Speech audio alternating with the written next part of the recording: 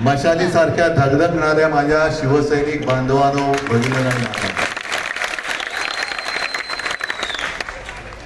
मला कळतच नाही.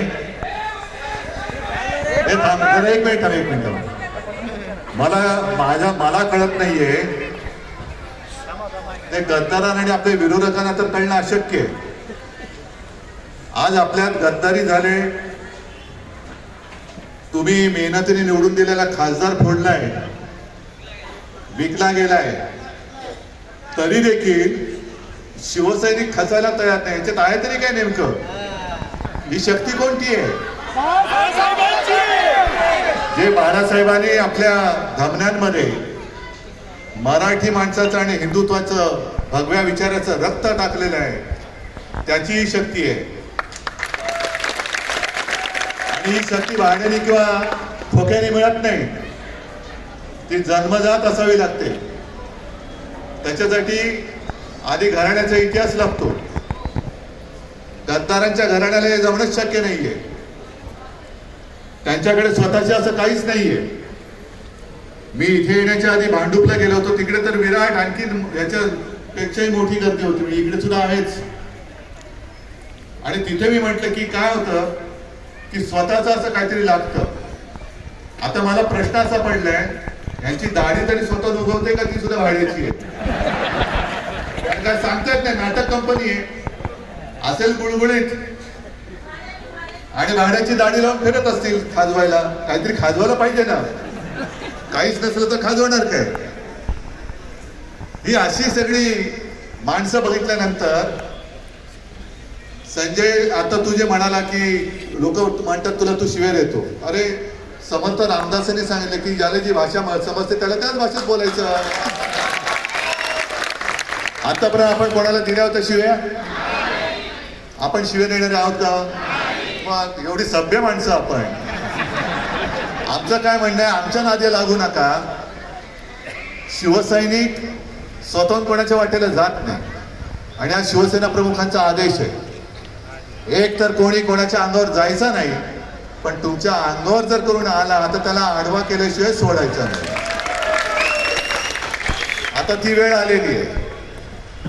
मी महाराष्ट्रभर म्हणजे जिथे जिथे हे गद्दार किंवा विकाऊ खासदार झाले तिथे स्वतः जातोय.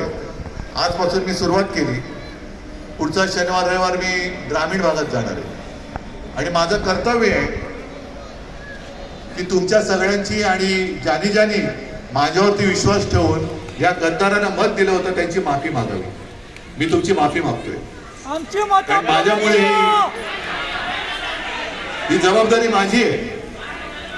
कारण मी उमेदवार दिल्यानंतर त्याची पार्श्वभूमी माहिती होती, कुठून कसा उड्या मारत आलाय.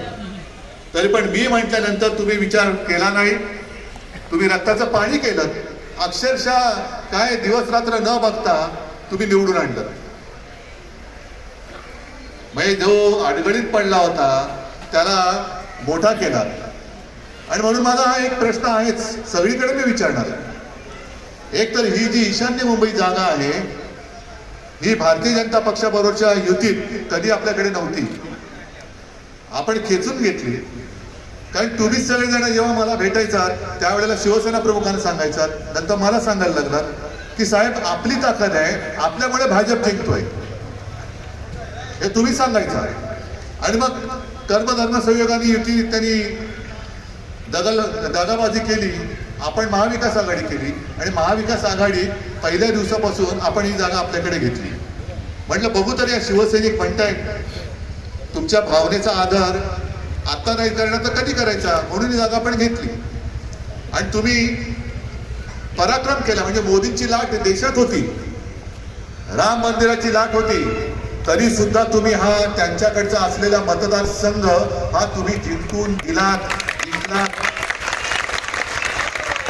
तेवढं मोठं पराक्रम तुम्ही केला, मोठा पराक्रम आहे. म्हणजे 19 सालापर्यंत जे म्हणत होते की तुमचं काय, तुमचे खासदार मोदींच्या चेहऱ्यावरती जिंकतात, नाही, मोदींचा चेहरा नसताना केवळ आणि केवळ शिवसेना प्रमुखांचा चेहरा बघून तुम्ही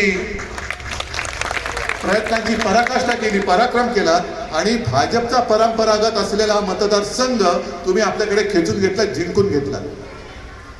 मग आता माझा साधा प्रश्न आहे, आज हा जो विकाऊ खासदार गेलाय तिकडे, त्याच्यात हिंमत असेल तर राजीनामा देऊन त्यांनी लढून दाखवलं इकडनं.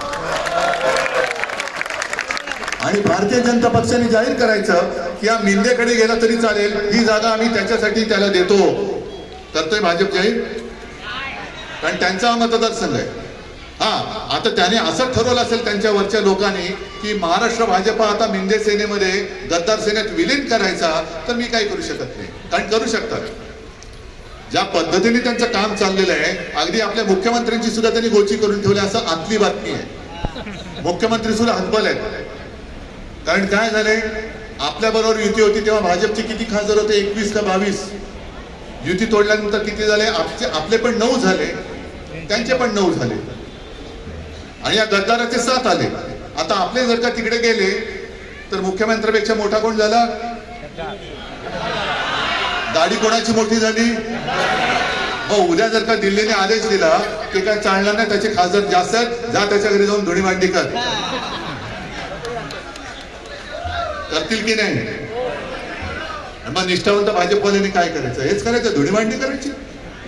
म्हणून मी इथे सुद्धा कोण असतील भाजपवाले किंवा या टीव्ही चॅनल मधनं वगैरे बघत असतील की अरे तुम्ही तुमच्या मनाला विचारा, तुमच्या मनाला विचारा, तुम्ही काय करताय? गद्दारांच्या घरी तुम्ही धुणी भांडी करताय, त्यांच्या दाढ्या कुरवळताय, यासाठी तुम्ही तुमच्या कुटुंबाकडे दुर्लक्ष करून भाजप वाढवणार. चोऱ्या तर करावे लागतंय, कारण मी म्हटलं ना, यांना राजकारणामध्ये पोरच होत नाही, राजकारणामध्ये पोर होत नाही, म्हणून दुसऱ्यांची चोरावी लागतात. आमच्याकडे तसं नाही आहे. तुम्ही निवडणुका घ्या, मी साध्या शिवसैनिकाला उभा करेन आणि तुमच्या मदतीने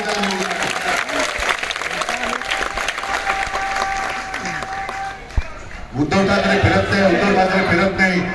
महापालिकेच्या वेळेला मला बोलता येत नव्हतं, आवाजच फुटत नव्हता, तरी सुद्धा मी तुमच्या दर्शनाला येत होतो. मला लाज वाटायला लागली की अरे मी बोलू शकत नाही, आवाज फुटत नाही, तरी तुम्ही ज्या उत्साहाने माझं स्वागत करायचं या शाखेत सुद्धा येऊन गेलो होतो. एकदम जिथे जिथे जाऊ शकत होतो मी तिथे गेलो. लोकसभेला तर प्रत्येक लोकसभा मतदारसंघात मी साधारणतः फेब्रुवारी पासून सुरुवात केली होती त्यावेळेला 24 साली.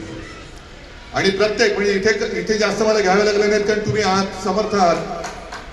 पण ग्रामीण भागात म्हणजे अगदी यवतमाळ, वाशिम असेल, हिंगोली असेल, परभणी असेल, धाराशिव असेल, सगळीकडे शिर्डी असेल, संभाजीनगर, सगळीकडे एका लोकसभेमध्ये साधारणतः 6 विधानसभा येतात. मी 6च्या 6 विधानसभेत प्रत्येक ठिकाणी जाऊन निवडणुकीच्या आधी सभा घेऊन आलो होतो. निशाणीचा पत्ता नव्हता, निशाणी नव्हती, उमेदवार सांगायचो मी कोण आहे, निशाणी शेवटच्या 15 दिवसात मिळाली, तरी सुद्धा ती तुम्ही घरोघरी पोहोचवली. आणि मोदींच्या लाटेत, मोदींच्या विरोधात आपले मशालीवरचे, आपल्या हक्काचे, मोदींच्या चेहऱ्याशिवाय 9 खासदार तुम्ही निवडून आणले होते. 10वी जागा कुठे होती.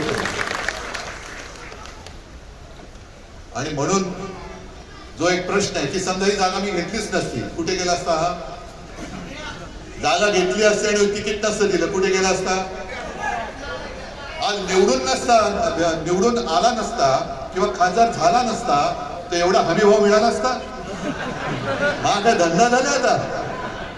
हा धंदा झालाय का आता की उमेदवारी नाही मिळत नाही, इकडे उमेदवारी मिळत नाही, तिकडे जाऊन निवडून यायचं, हमीभाव वाढवायचा आणि इकडनं तिकडे यायचा. धंदा असेल ते धंदेवाले त्यांच्या घरी बसवाय, धंदा चालणारे आपल्याकडे चालत नाही.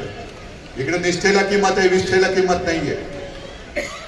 जे वामनराव महाडिक म्हणायचे नेहमी की बुडते ती निष्ठा असते आणि तरंगते ती विष्ठा असते, तशी तरंगणारी विष्ठा आपल्यात नकोय, गेली. मी तर लढणार आहे.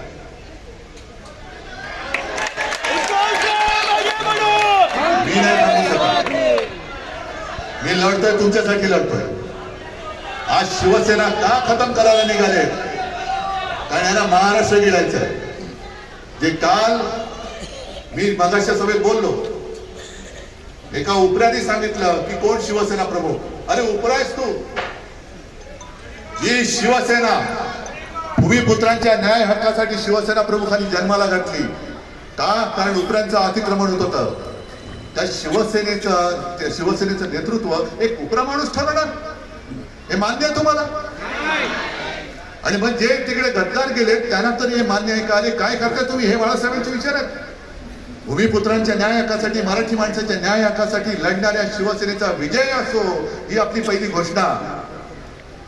आणि त्या संघटनेचा प्रमुख कोण असावं हे बाहेरचा माणूस ठरवतोय आणि हा तिकडे त्याचे तळवे चाटतोय. हे बाळासाहेबांचे विचार. ताटमानेने सांगायला पाहिजे होतं जे मी आज सांगतोय की हिंदू हृदय सम्राट एकमेव शिवसेना प्रमुख बाळासाहेब ठाकरे होते, दुसरा कोणी होऊ शकत नाही. शिवसेना प्रमुख सुद्धा एकमेव हिंदू हृदय सम्राट बाळासाहेब ठाकरे, दुसरा शिवसेना प्रमुख होणे नाही. आणि म्हणून मी ज्या वेळेला पक्षाची जबाबदारी स्वीकारली तेव्हा शिवसेना प्रमुख पद, मी शिवसेना प्रमुख स्वतःला म्हणत नाही, मी म्हटलं पक्षप्रमुख म्हणा, पण शिवसेना प्रमुख म्हटल्यानंतर एकच व्यक्ती, दुसरे कोणी हे सोम्या गोम्या सगळी लोक भाजपच्या मध्ये चालतात. कोण आता भाजपचा अध्यक्ष आहे माहितीये का? नाव माहितीये?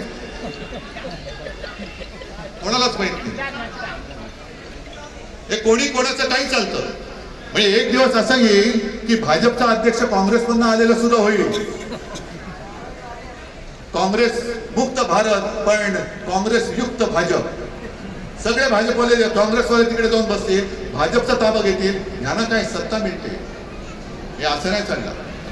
आज जी तुमच्या मनामध्ये आणि हृदयामध्ये आग भडकलेली आहे ती पुढची निवडणूक जिंकेपर्यंत कायम राहिली पाहिजे. नुसतं आता नकोय गद्दाराचं करायचं काय, खाली डोकं नाही. तुमचे हात आणि पाय हे निवडणुकीच्या तयारीला लागले पाहिजे. आजपासून निवडणूक कधी होऊ दे, आपण आव्हान देतोय. आव्हान स्वीकारणारा मर्द असतो, गद्दार असू शकत नाही. त्याच्यामुळे मला माहिती आहे की गद्दार हे आव्हान स्वीकारणार नाही. गद्दार हे आव्हान स्वीकारणार नाही. पुढचे 3 वर्ष तुम्हाला ही आग मशाल धगधगती ठेवावी लागेल. ठेवायची तयारी आहे? हे सतत जे काही चाललेलं आहे की निवडून आलं की फोड, निवडून आलं की फोड, हे एकदा जी काही फुटीर मानसिकतेची आणि विकाऊ वृत्तीची माणसं असतील ती विकली जातात, ती गेली तरी चालतील. पण जोपर्यंत त्यांना मोठी करणारी माझी निष्ठावंत शिवसेना प्रमुखांचे मावळे माझ्या सोबत आहेत तोपर्यंत मला यांची कोणाची पर्वा नाहीये. आज खरंच तुमचं कौतुक कोणत्या शब्दात करावं कळत नाही मला.